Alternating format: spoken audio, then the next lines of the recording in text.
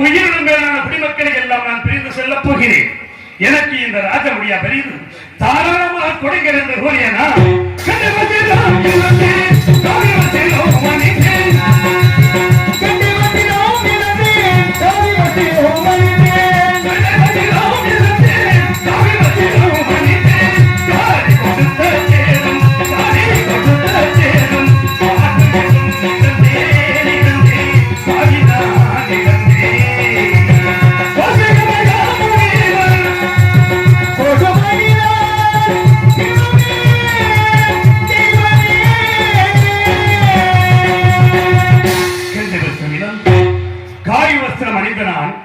அன்பு மகனை ஒரு கரத்தில் பிடித்து உயிரோடு உயிராகி உறவாடி ஒட்டி வாழ்ந்த மனைவியை மற்றொரு கரத்திலே பிடித்து காசிமா நகரத்தை நோக்கி நடந்து சென்றேன்.